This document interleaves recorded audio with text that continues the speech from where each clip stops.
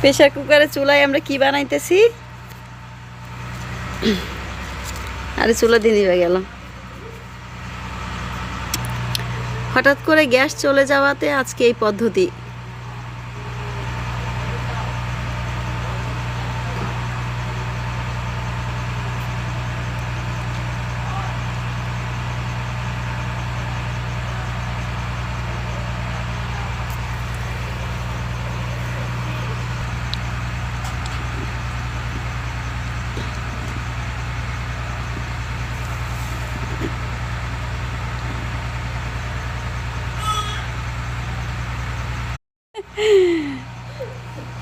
Pressure কুকারে চুলায় আমরা কি বানাইতেছি? আরে চুলা দিয়ে দিবে গেল।